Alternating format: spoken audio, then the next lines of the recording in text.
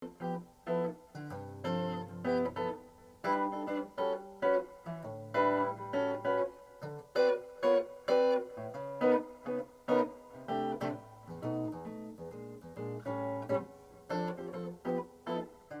there, Maple Street Guitars fans. Chris here, and today we have another edition of My Favorite Things, and I'm very overjoyed to be joined today by Rick Burgess. How are you there, Rick? I'm doing great, doing great. Awesome. So, this is a guitar that I think will be pretty distinct from all the other guitars that we've seen so far on My Favorite Things. This is a guitar that I've never seen before in my life.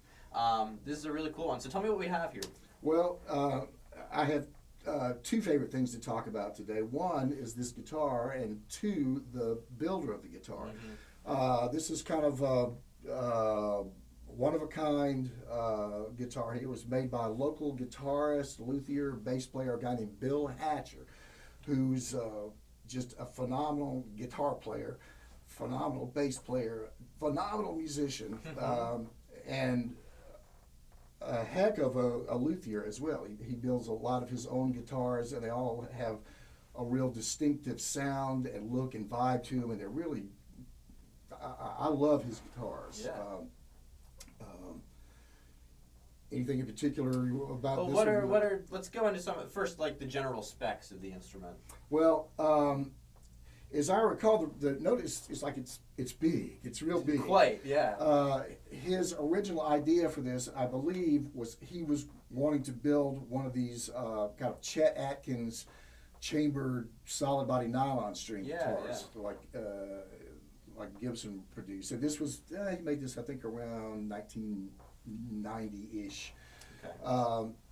But it's chambered in here, and then solid here, and then of course chambered for the controls. But he was wanting that sort of chambered solid body classical sound that Chet Atkins model had. And I think somewhere in the process of doing it, he decided, I think I'd rather just build a regular steel string electric. Yeah, it looks about the furthest thing from that now. Yeah.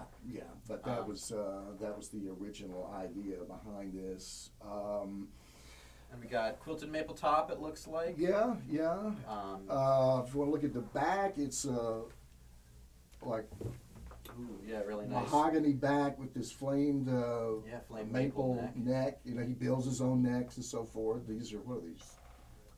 Shallers there? I think so. Yeah. And bolt-on. Bolt-on. neck. This is number 14. Mm-hmm. Notice the control. The electronics cover here is still made out of the Same wood. piece, That's awesome. It's kind of like playing a big Les Paul. Yeah. Because it's got that mahogany back, but even heavier than a Les Paul that you would play. Yeah, before we started filming, we weighed it, and it came out to 10 3/4 pounds. Yeah. So it's a hefty one. Yeah. You don't want to do a long stand-up gig with this guitar. Yeah. Believe me. And then what pickups do we have in here?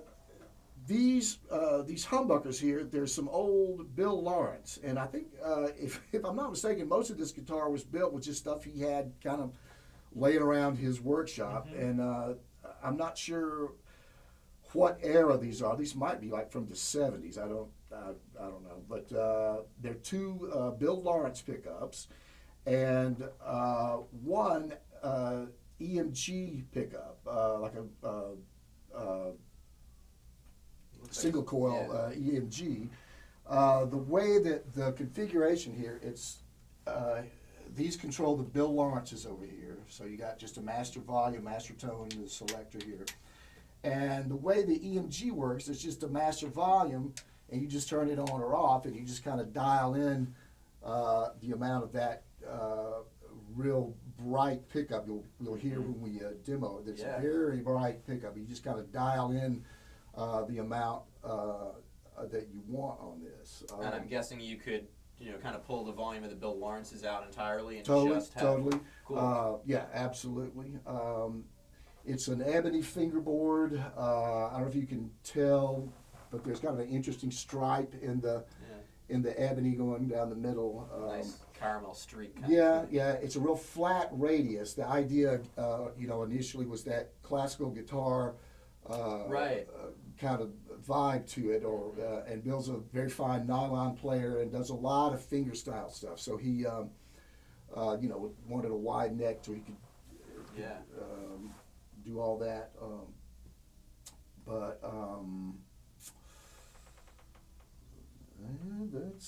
That's about the size of it there. Well, how did you come to own this instrument? Well, we had a Sunday brunch jazz gig, and I was playing either a 175 or I was had like a Barney Kessel arch top for a little bit there.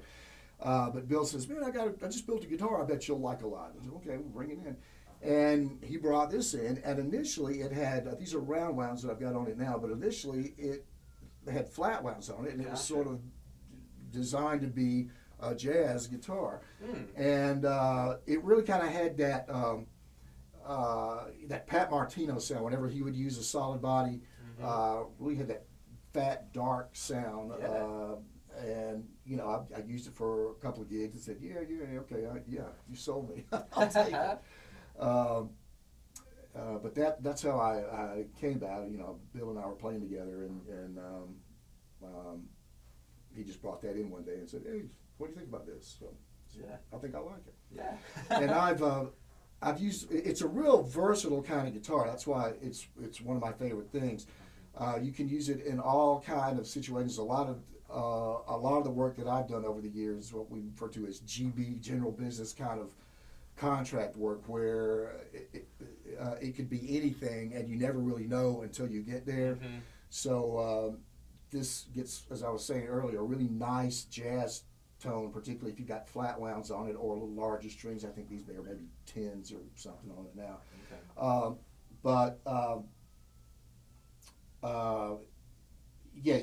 It covers a lot of bases from jazz to rock and blues. Country, you'll get a good country sound out of it. Yeah, especially with the bright single coil in there. Adds a lot of flexibility. At one time, I had 13s on here.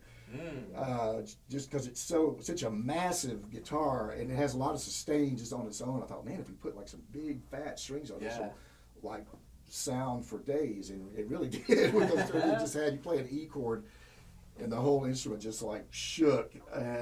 But that's a lot on the hands. So, it can be taxing. That was a good idea for a while, but I kind of went back to lighter gauge strings on this thing. So.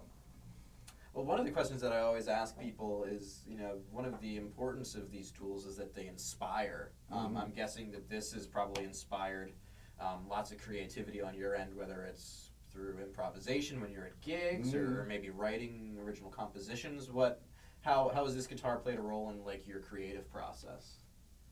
Well, like I said, my friend Bill, who's a great guitar player, he's a guy that I've listened to a lot over the years locally and had a chance to hear a lot. But he's one of my favorite players, and this guitar sounds like his guitar. Okay. So when I play this, I feel like, oh man, there's that kind of Bill sound, and that kind of revs me up because it's got such a good tone. It makes me think a little differently than I would if I was playing like my arch top or some other solid body guitar. But it definitely kind of puts ideas in your head just from the way it feels and the way it sounds is real different from certainly any other guitar in my toolbox there. Cool. Well, before we get to hear you playing this guitar, which I know I'm certainly excited for and I'm sure you are as well, I know there is another favorite thing of yours that kind of ties into that. So what's the third favorite thing that you had for us today? Well, the third favorite thing is we have a little Cube amp over here. And like I was saying, this was sort of my general business tool when I never knew what to expect. I would take this guitar, and this is a Cube 40 that we have here in the studio, but I've got a little Cube 30 at home, and they're just real versatile, small amps, and so many times you'll go to a gig and it's, everything's about appearance. You don't want to be too obtrusive, and then, your deluxe reverb amp is way too big. You got anything, So this is real nice and small and kind of is easy on the eye and easy to hide and stuff Yeah. like that. And it sounds great. And the price is right. It's just a great little inexpensive multi-purpose amps. I was sick when Roland stopped making it. So maybe part of this will be Roland. Please, Hey. start reissuing in the end, because I hear a lot of feedback out there in the player community, also in the school community. A lot of schools were using these because they're kind of indestructible. Yeah, that makes a lot of sense, And actually. they were lamenting that. I've talked to some directors of high school music programs and so forth, and they said, "Yeah, I just hated that those cubes went out." So Roland, bring them back. Make them again. Make them again. Cool. Well, I think that's a pretty good segue. Now let's hear you playing it. All right.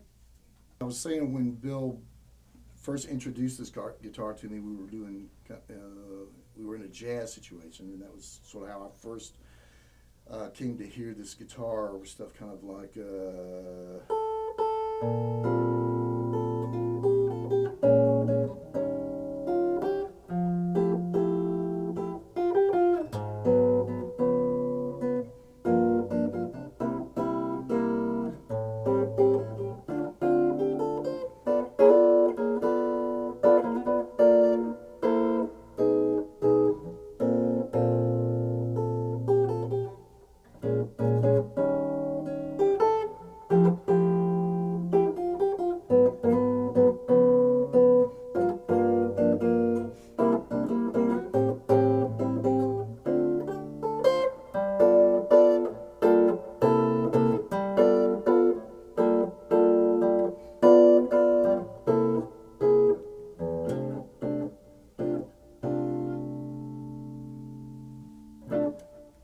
What I've done now is I've switched the channel of the Cube 30 to like the Brit combo, and just to get a little dirt in here and kind of demo how these pickups will sound with driven a little bit more. So a little blues stuff.